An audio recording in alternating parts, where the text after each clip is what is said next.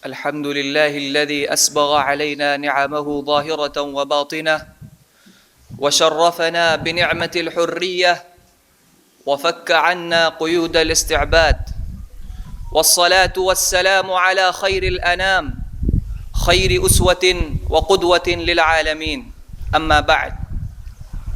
Assalamu alaikum and a very good morning to all of you.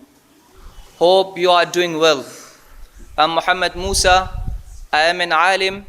I have done alimiyat from Jamia Islamia Bhatkal and Takmil from Darul Ulum Nadwatul Ulama Lucknow. Presently, I am pursuing personality development class at Madrasa Baitul Ulum Sindagi in Karnataka, where I learn spoken English and computer. I would like to say thanks to Madrasa Baitul Ulum and Sunnah English Medium School for giving me an opportunity to hone my pronunciation skills. Respected teachers, honorable guests, and dear fellow students, today I wish to speak about a fundamental duty enshrined in our Constitution, specifically Article 51A to abide by the Constitution and respect its ideals and institutions, the national flag and the national anthem. This duty is a powerful reminder that while we enjoy rights, we also share responsibilities essential to nationhood. Islam and civic responsibility. Islam is not just a religion of rituals. It is a complete way of life. It teaches us how to live in a society with justice, peace, and responsibility. The Quran tells us in Surah An-Nisa, Ya ayyuhalladhina amanu, ati'u Allah wa ati'u ar-rasula wa ulil amri minkum. O you who believe, obey Allah and obey the messenger and those in authority among you. This verse clearly shows that obedience to lawful authority is part of our Islamic duty, as long as it doesn't contradict the commands of Allah and His Messenger sallallahu alaihi wasallam. Respecting the Constitution. A constitution is a set of laws that governs a country. It ensures justice, protects the rights of citizens, and promotes equality. Islam highly values justice. Allah subhanahu wa ta'ala says in the Quran, Inna Allah ya'murukum an tu'addu al-amanati ila ahliha wa idha hakamtum bayna an-nasi an tahkumu bil-'adl inna Allah ni'imma ya'idukum bih inna Allah kana sami'an basira. Indeed, Allah subhanahu wa ta'ala commands you to render just to whom they are due, and when you judge between people, to judge with justice. If a constitution guarantees justice and protects the rights of all, regardless of religion, race, or language, then respecting it is in line with Islamic principles. Allah subhanahu wa ta'ala says, Inna Allah ya'muru bil adli wal ihsan wa ita'i dhil qurba wa yanha 'anil fahsha'i wal munkari wal baghi. Indeed, Allah subhanahu wa ta'ala commands justice and good conduct and giving to relatives and forbids immorality, bad conduct and oppression, fulfilling contracts and agreements. Allah subhanahu wa ta'ala says in the Quran, Ya ayyuhalladhina amanu, awfu bil-uqud. O you who have believed, fulfill all contracts. A constitution can be seen as a national contract or agreement. Respecting it aligns with the Quranic command to honor covenants. Allah subhanahu wa ta'ala says, وَأَوْفُوا بِالْعَهْدِ إِنَّ الْعَهْدَ كَانَ مَسْئُولًا. And fulfill every commitment. Indeed, the commitment is ever that about which one will be questioned.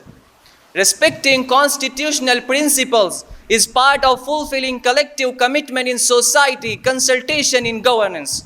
Allah subhanahu wa ta'ala says, وَالَّذِينَ اسْتَجَابُوا لِرَبِّهِمْ وَأَقَامُوا الصَّلَاةَ وَأَمْرُهُمْ شُورَى بَيْنَهُمْ وَمِمَّا رَزَقْنَاهُمْ يُنْفِقُونَ. And those who have responded to the Lord and established prayer and whose affair is determined by consultation among themselves. Constitution often come from collective agreement and consultation, which the Quran praises. Avoiding corruption and disorder.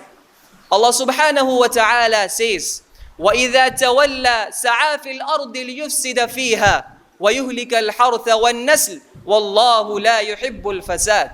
And when he goes away, he strives throughout the land to cause corruption therein and destroy crops and animals. And Allah subhanahu wa ta'ala doesn't like corruption. Respecting constitutional order helps prevent corruption and social breakdown. Respecting the national flag. Our national flag is not just a piece of cloth. It symbolizes our country's identity, unity, sacrifices, and values. For Muslims, the green color often represents Islam, and crescent and star are symbol of light and progress. Our Prophet sallallahu alaihi wasallam said, love for one's homeland is part of our Islam. Love for one's homeland is part of faith. Although this hadith is considered weak, its meaning is supported by other teachings of Islam. Loving and honoring the flag is part of loving the land that gave us shelter, education, and peace. Respecting the national anthem. When we stand up for the national anthem, we are not worshipping it. We are showing respect to our nation and its people. Islam teaches us to stand in respect when it is due. Even during the funeral of a non-Muslim, the Prophet sallallahu alaihi wasallam stood up out of respect. When asked why, he replied, was he not a soul? This shows that Islam encourages respect. Islam encourages respect even across differences. Therefore, standing in respect for the national anthem, which honors our shared identity, is not against Islam. It reflects our manners and discipline. Respect, unity, and gratitude. Our Prophet sallallahu alaihi wasallam created the constitution of Medina, where Muslims, Jews, and other tribes agreed to live in peace under shared laws. Under shared law, this shows Islam supports living in harmony in a diverse society. Let's not forget the blessings of living in a country where we have freedom to practice our faith. Gratitude is a part of our deen. Allah subhanahu wa ta'ala says, وَإِذْ تَأَذَّنَ رَبُّكُمْ لَإِن شَكَرْتُمْ لَأَزِيدَنَّكُمْ وَلَإِن كَفَرْتُمْ إِنَّ عَذَابِي لَشَدِيدٌ. If you are grateful, I will increase you. My dear brothers, respecting the constitution, the national flag, and the national anthem is not against Islam. It's part of being a good Muslim and a good citizen. Islam teaches us to be loyal, respectful, and peaceful members of society. Let's fulfill our duties both as believers in Allah and as citizens of our nation. May Allah guide us to live with dignity, respect, and responsibility. Wa akhiru da'wana anil hamdulillahi rabbil alamin.